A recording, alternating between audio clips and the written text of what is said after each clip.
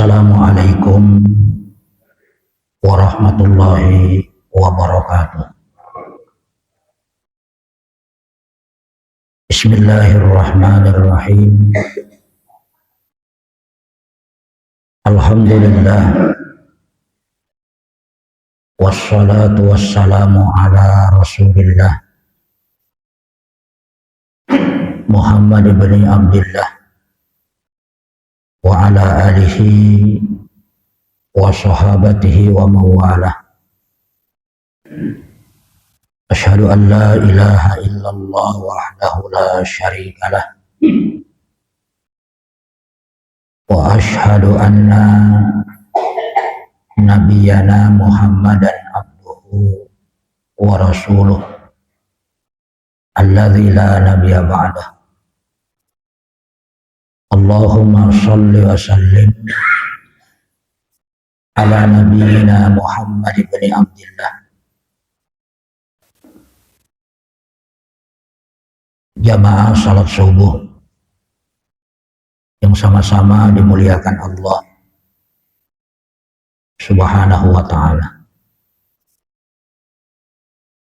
Pada pertemuan malam tadi kita sudah menyebutkan dua kaidah terkait dengan perkara-perkara qurbah. Yang pertama, al-aslu fil qurbati al-ittiba wa huwa wajib.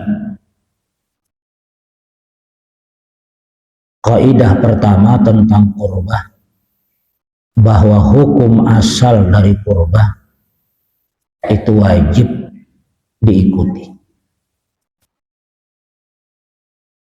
Kemudian dalam konteks tertentu, qurbah yang hukum asalnya adalah wajib itu bisa turun menjadi sunnah ketika kemudian ada qarinah yang memalingkan makna wajibnya kepada makna sunnah. Dan yang ketiga, ini yang akan kita bahas, perbuatan qurbah menjadi khusus buat Nabi Sallallahu Alaihi Wasallam dan tidak mencakup umatnya. Pada dasarnya, apa yang diperintahkan kepada Nabi sejatinya adalah juga perintah untuk umat. Ya. Ini hukum asal juga. Perintah untuk Nabi pada dasarnya adalah perintah untuk umat. Terkecuali ada qarinah yang menjelaskan kalau perintah itu hanya untuk Nabi dan tidak berlaku untuk umat. Ya.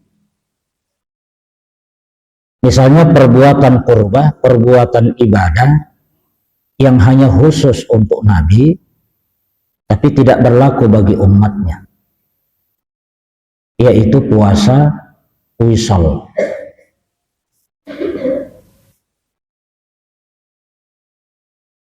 An Abu Hurairah radhiyallahu anhu qala naha Rasulullah sallallahu alaihi wasallam anil wisal. Diriwayatkan dari Abu Hurairah, beliau berkata, Rasulullah sallallahu alaihi wasallam melarang, maksudnya melarang kita umatnya untuk melakukan puasa wisal. Puasa wisal itu artinya puasa bersambung tanpa berbuka. Ya. Nah, itu dilarang oleh Nabi. Akan tetapi ada seorang laki-laki yang berkata kepada Rasulullah, "Ya Rasulullah, innaka tuwasil." Ya, ya Rasulullah, tapi engkau sendiri itu melakukan puasa wisal. Ya. Maka Nabi menegaskan, fa'ayyukum misli, siapa di antara kalian seperti aku. Ya. Artinya sekuat-kuatnya kalian, tidak ada di antara kalian yang seperti aku. Nah, ini menunjukkan bahwa perkara qurbah dalam riwayat ini, yaitu perkara ibadah puasa, itu tidak berlaku bagi umatnya, tetapi hanya berlaku bagi Rasulullah. Rasulullah boleh melakukan puasa wisal, tetapi itu tidak berlaku untuk umat. Ya. Tahajud, sholat malam. Sholat malam itu wajib bagi Nabi. Ya. Tetapi tidak wajib bagi umat. Sholat malam itu bagi umat kesunahan, ya, sunnah muakkadah. Tetapi bagi Nabi itu adalah sebuah kewajiban. Nah, jadi qurbah itu hukum asalnya wajib diikuti, kemudian hukum asal wajib itu bisa berubah menjadi sunnah kalau ada qarinah yang memalingkan makna dari wajib kepada sunnah. Kemudian yang ketiga, perbuatan qurbah bisa menjadi khusus hanya buat Nabi, tetapi tidak berlaku untuk umatnya. Ya. Nah, ini juga menunjukkan bahwa tidak semua perbuatan Nabi itu wajib diturut. Ya. Kemudian yang kedua, terkait dengan kaidah-kaidah yang menyangkut taat. Nah, kita sebutkan malam tadi bahwa perkara-perkara taat itu adalah perkara-perkara keduniaan, tetapi kemudian agama turut campur dalam mengurusinya. Nah, hukum asal dari perkara-perkara taat itu wajib untuk diikuti. Ya. Misalnya apa? Ya. Inna mra'atan aslamat ala ahdi Rasulillah sallallahu alaihi wa alihi wasallam wa tasawwajat. Pernah kejadian di zaman Nabi, seorang perempuan, ya, itu masuk Islam, dia mu'allaf, ya.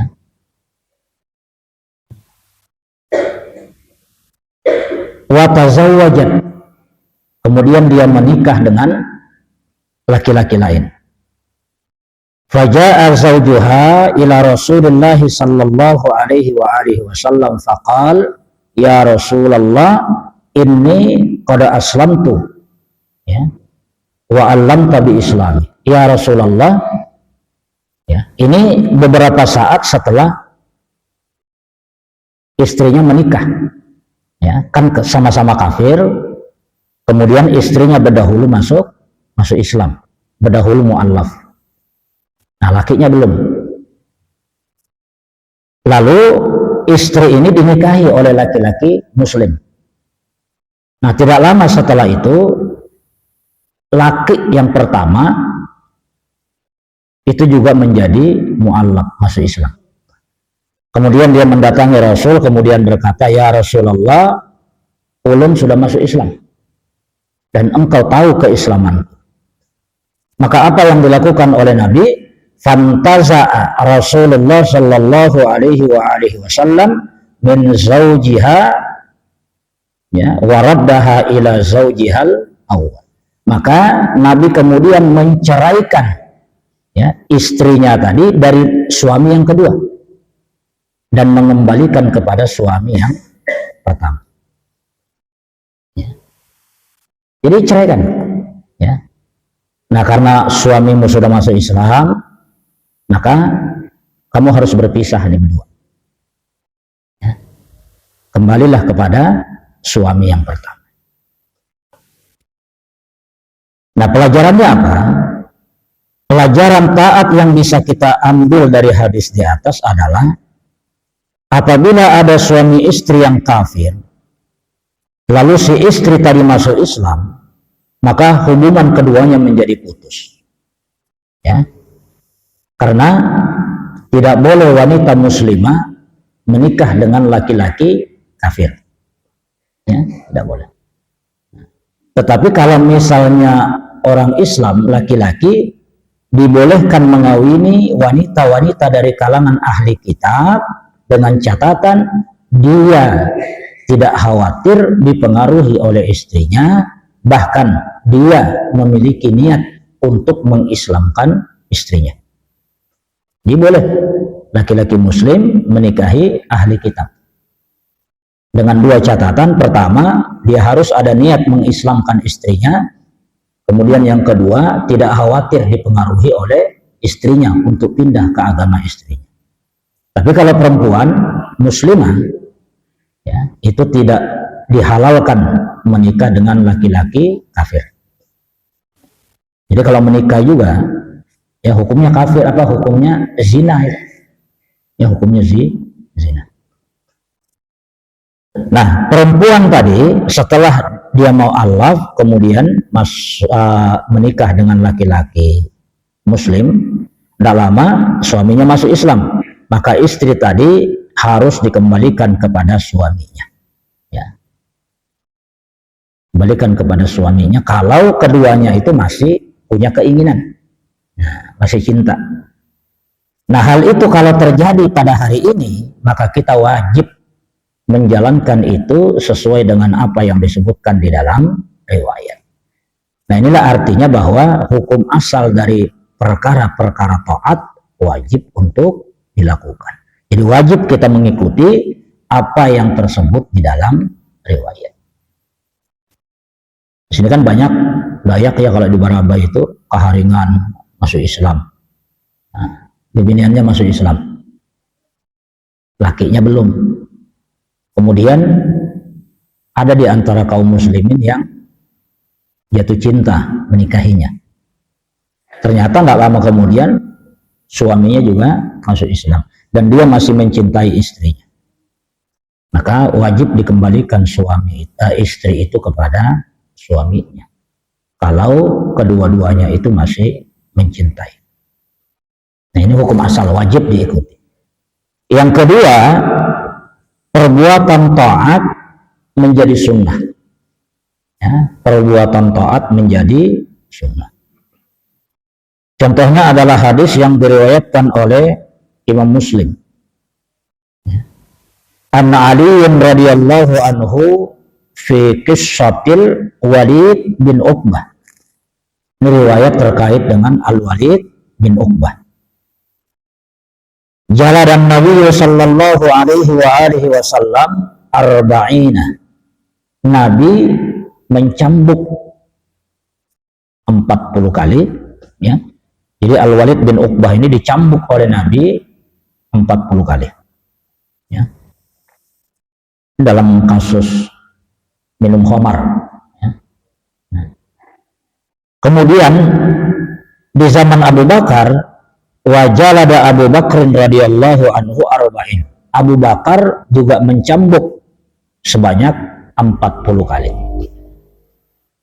Wajalada Umar radhiyallahu anhu samanina wa kullun sunnah wa hadza ahabbu ilayya. Kemudian begitu beralih ke zaman Abu Bakar, maka Walid bin Uqbah ini kan ketujuh mabuk masih ketahuan oleh Umar, dicambuk 80 kali. Jadi Nabi mencambuk 40 kali, Abu Bakar mencambuk 40 kali, kemudian Umar bin Khattab mencambuk 80 kali. Jadi banyak kalangan-kalangan orientalis yang melihat perbuatan Umar itu sebagai perbuatan berbisa-bisa. Rasulullah saja 40. Abu Bakar mengikuti Rasulullah 40. Datang zaman Umar 80. Nah, ada-ada. Nah, sebahagian orang-orang juga mengatakan bahwa boleh saja ya kita melakukan satu perbuatan ibadah tertentu karena Umar sendiri itu melakukan ibadah tertentu. Contohnya mencambuk Al-Walid bin Uqbah 80 kali. Padahal Nabi cuma 40. Abu Bakar cuma 40. Nah, disinilah letak kegagalan dari pemahaman-pemahaman orientalis. Ya. Jadi apa yang dilakukan Nabi 40 kali cambukan, apa yang dilakukan oleh Abu Bakar 40 cambukan, itu hanya menunjukkan kesunahan saja. Ya, hanya menunjukkan kesunahan. Bahwa 80 kali cambukan itu statusnya tidak wajib. Ya.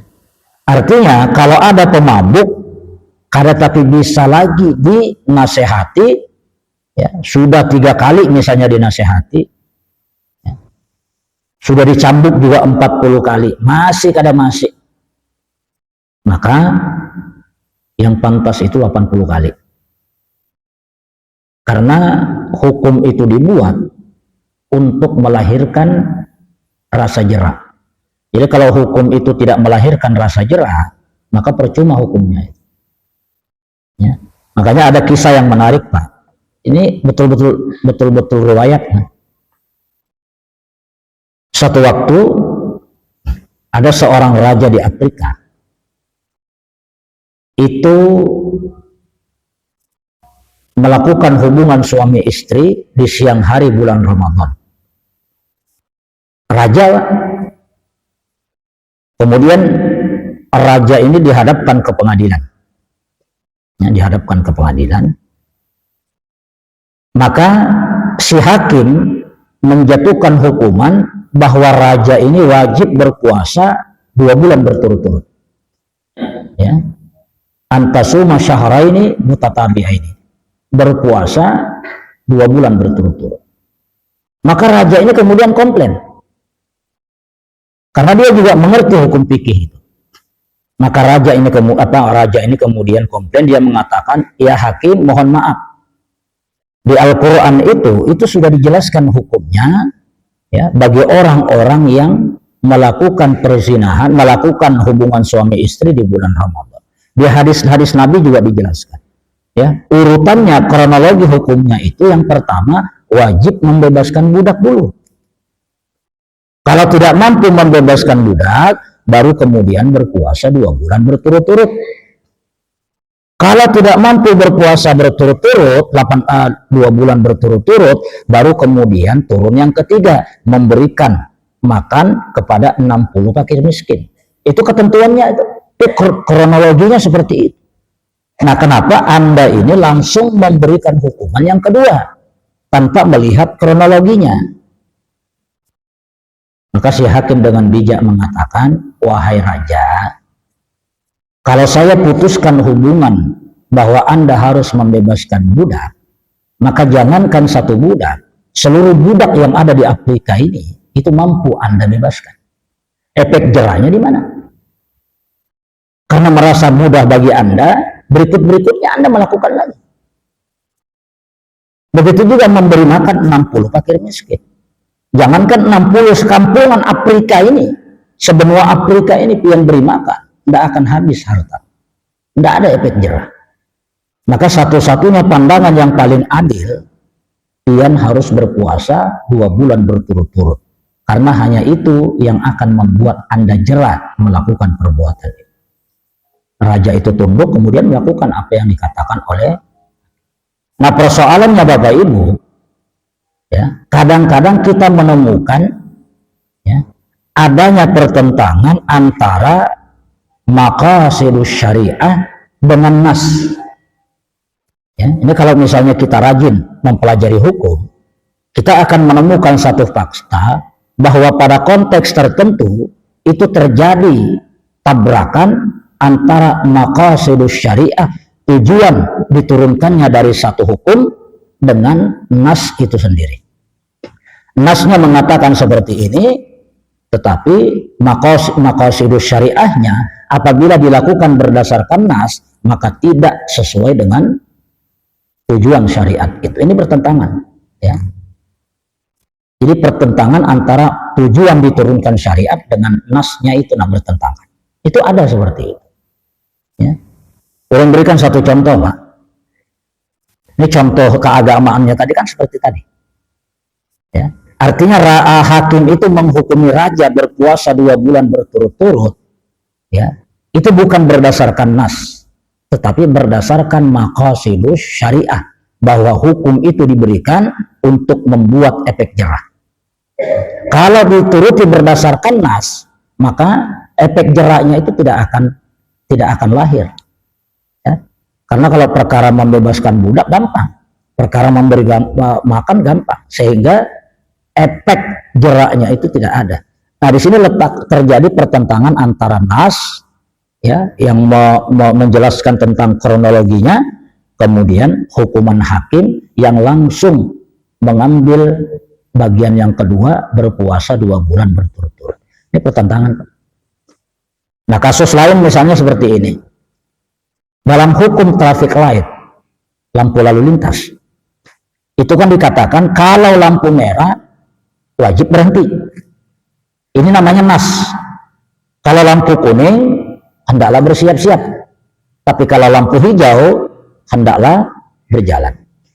Apa tujuan dari traffic light? Untuk menghindari kecelakaan. Itu tujuannya. Maka dibuatlah lampu merah wajib berhenti. Ini ngarannya nas. Ya. Tetapi maqasidus syariahnya, tujuan dari traffic light itu adalah agar tidak terjadi kecelakaan. Maka di sini nanti akan terjadi pertentangan antara maqasidus syariah dengan nas. Ada orang menyeberang, Pak. Menyeberang jalan, begitu sampai di tengah, tiba-tiba lampu merah lampu merah timbul. Maka menurut nas, menurut aturan, menurut undang-undang, lampu merah wajib berhenti. Tapi kalau dia berhenti, maka dia akan celaka ditabrak mobil. Kalau dia celaka ditabrak mobil karena berhenti di tengah jalan dengan alasan lampu merah, maka tujuan dibentuknya traffic light itu tidak tercapai. Apa tujuannya? Menghindari kecelakaan. Maka dalam kondisi seperti itu, walaupun lampu merah, orang yang berjalan itu tetap diharuskan berjalan demi menghindari kecelakaan. Nah, di situ kita melihat adanya pertentangan antara maqasidus syariah dengan nas. Kasus-kasus seperti ini itu banyak. Ya. Apabila dijalankan berdasarkan nas, maka tujuan penjeraan itu tidak tercapai. Ya. Nah, hal-hal yang seperti ini penting, ya, kita pahami sehingga kita bisa lebih bijak di dalam memfatwakan satu hukum. Ya. Nah, begitu juga dengan Umar nih. Kenapa Umar itu 80? Berarti Umar tidak mengikuti Nabi. Umar itu ingkarus sunnah. Nah, ini berarti tidak mempelajari maqasidus syariah. Bisa jadi di zaman Nabi itu Nabi berhusnudzon, berbaik sangka, orang ini kalau sudah dicambuk 40 kali dia taubat. Selama Nabi masih hidup memang dia tidak melakukan itu lagi. Tapi begitu Nabi wafat, pemerintahan beralih kepada Abu Bakar, ternyata penyakit lama kambuh, mabuk lagi. Nah, maka dicambuk juga 40 kali oleh Abu Bakar dengan alasan dulu Nabi 40 kali. Dan Umar menyaksikan keduanya itu. Nah, begitu di zaman Umar kedapatan lagi mabuk, ujar Umar, ini kada kawan dibiarkan, kalau 40 ternyata tidak jerah dia. Ternyata tidak jerah. Maka Umar kemudian mencambuknya 80 kali. Nah, dari situ jadi yang dilakukan oleh Umar itu bukan menentang sunnah Nabi, tetapi dia lebih melihat kepada maqasidus syariah. 40 ternyata belum taubat dia. 40 ternyata tidak membuatnya jerah. Maka ditambah 40 lagi sehingga berjumlah 80. Ya. Jadi Abu Bakar melakukan sebagaimana yang dilakukan oleh Nabi dengan dasar ittiba, dengan dasar nasnya itu. Tapi Umar bin Khattab itu tidak melandaskan kepada nasnya, tetapi melihat kepada maqasidus syariah. tujuannya tidak tercapai kalau 40 itu ada jeraknya. Ya. Nah ini yang kedua, perbuatan taat menjadi sunnah. Kemudian yang ketiga, perbuatan taat itu khusus untuk Nabi saja. Ya, persoalan taat khusus untuk Nabi. Artinya tidak berlaku bagi kita. Contohnya apa? Ya, ini perbuatan Nabi mengatakan, aslama gailan wa tahtahu asyru niswatin fil jahiliyah fa aslamna ma'ahu fa amarahu sallallahu alaihi wa alihi wasallam ay yakhtara arba'an. Gailan itu masuk Islam, ya. Sementara di zaman jahiliyah Gailan ini memiliki 10 istri, ya, istrinya 10. Begitu dia masuk Islam, maka Nabi kemudian menyuruh Gailan ini untuk memilih 4 dari orang istrinya dan menceraikan yang ke-6-nya itu. Ya. Nah ini menunjukkan apa? Nikah menikah itu kan persoalan keduniaan, tapi diatur oleh agama, maka disebut dengan taat. Maka ini artinya perkara taat, menikah lebih dari 4 orang istri itu hanya khusus untuk Nabi, ya, dan tidak berlaku untuk umatnya. Ya. Jadi kita ini 4 aja. Ya. Cuma kebolehan berpoligami itu juga memiliki catatan penting. Kita tidak mengingkari poligami, Pak, karena poligami itu syariat. Akan tetapi orang-orang yang ingin berpoligami itu harus, ya, memenuhi persyaratan-persyaratan yang sebenarnya tidak gampang. Karena Rasulullah itu pernah mengancam, barang siapa yang berpoligami kemudian tidak bisa berlaku adil kepada istrinya, kelak di padang mahsyar dia akan berjalan dengan cara timpang. Jadi orang itu dari Nabi Adam sampai umat Nabi Muhammad itu tahu berarti orang ini tidak berbuat adil kepada istri-istri. Yang selanjutnya, berpoligami itu jangan sampai melalaikan dari beribadah kepada Allah. Dan yang ketiga, tidak boleh menampakkan kecintaan lebih kepada istri yang satu kemudian mengabaikan yang lain. Nah, ya. Ada juga yang mengatakan bahwa syariat poligami itu ibarat orang makan, Pak. Kalau orang itu kenyang dengan hanya 1 piring, maka tidak perlu minta piring yang kedua. Tapi kalau orang itu tidak kenyang dengan 1 piring, maka dia boleh meminta piring yang kedua. Ya. Nah, itu persoalannya seperti itu. Jadi persoalan poligami itu bukan persoalan asal nikah, ya, tapi banyak tanggung jawabnya. Nah, maka Gailan yang istrinya 10 ini, Pak, luar biasa. Ujar Nabi, pilih. Nah, ya, pilih 4 yang mana kau inginkan, yang lainnya ceraikan. Maka diceraikanlah 6, kemudian yang 4-nya itu tetap bersama Gailan. Ya, jadi 4 saja. Ya. Adapun Nabi itu boleh lebih. Ya. Nah itu berarti perkara taat hanya wajib hanya diperuntukkan untuk Nabi, tetapi tidak berlaku untuk kita umat. Nah Bapak Ibu sekalian, terakhir ini tentang jibiliyah. Ya. Yang pertama, hukum asal dari perkara-perkara jibiliyah itu tidak wajib untuk diikuti. Ya. Apa itu perkara jibiliyah? Perkara-perkara yang memang kelaziman manusia. Bagaimana cara berbaju, bagaimana cara berjalan, bagaimana cara duduk di atas onta, bagaimana cara makan dan seterusnya. Ya. Itu tidak wajib dituruti itu. Terkecuali nanti terdapat nas-nas yang memang memerintahkan itu. Ya. Ya. Jadi walaupun hukum asalnya tidak wajib, jibiliyah itu nanti bisa berubah menjadi wajib. Ya. Ketika ada keterangannya. Misalnya apa, Pak? Misalnya riwayat Imam Bukhari dari Ibnu Mas'ud. An Ibnu Mas'udin radhiyallahu anhu qala atan Nabi sallallahu alaihi wa alihi wasallam al-ghaid fa amarani an atiyahu bisalah sati ahjar. Ibnu Mas'ud berkata, Nabi itu pergi buang hajat. Ya, Nabi itu pergi buang hajat, kemudian Nabi menyuruhku mencarikan 3 buah batu. Ya, mencarikan 3 buah batu. Ya. Kemudian dalam riwayat lain disebutkan, Nabi bersabda, "Idza dhahaba ahadukum ilal ghaib falyastatibba bisalasati ahjar fa innahu yajzi'u anhu." Apabila salah seorang dari kalian ingin buang hajat, maka hendaklah dia bersihkan, sucikan dengan 3 buah batu. Karena yang demikian itu sudah cukup mensucikan. Nah, jadi kalau misalnya tidak ada air, maka boleh pakai batu, Pak.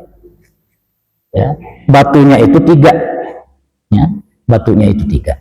Jadi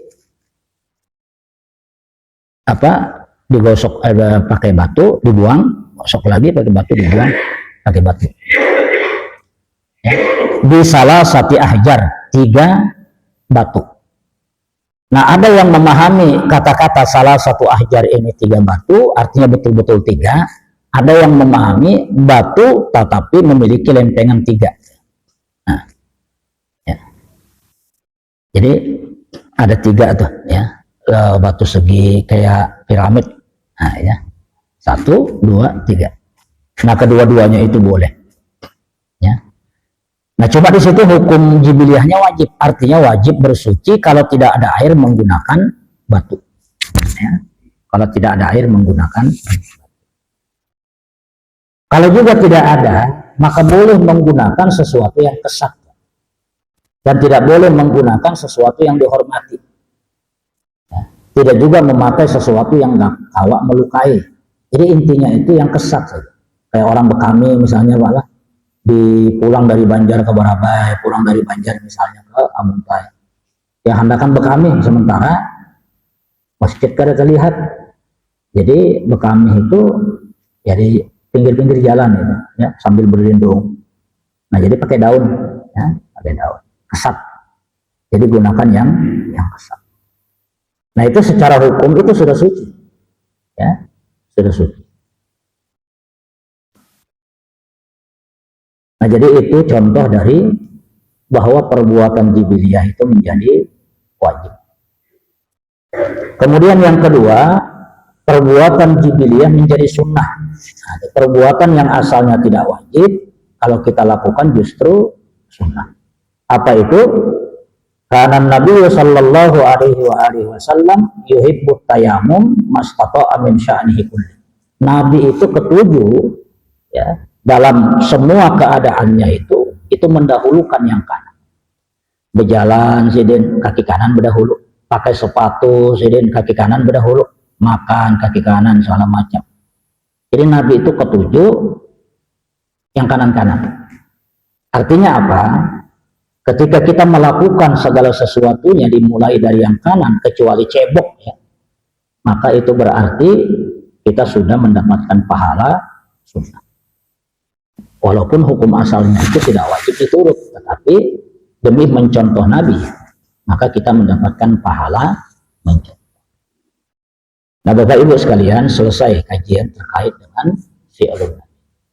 Mudah-mudahan apa yang kita sampaikan ini itu menambah wawasan kita, menambah pengetahuan kita bahwa di dalam melahirkan sebuah fatwa itu tidak hitam putih. Tetapi ada hal-hal yang harus kita mengerti untuk kemudian bisa sampai pada kesimpulan yang bijak. Karena Abu Ja'far As-Shadiq itu mengatakan orang yang paling dekat dengan neraka adalah orang yang paling petunjuk berfatwa. Jadi ulul ulami, orang yang paling dekat dengan neraka, kata Ja'far As-Shadiq, itu adalah orang yang paling petunjuk berfatwa. Nah, oleh karena itu berhati-hatilah di dalam melihat nas-nas Al-Quran, melihat nas-nas hadis, pelajari usulnya, pelajari kaidah-kaidah. Mudah-mudahan dengan demikian kita bisa melahirkan sebuah kebijakan hukum.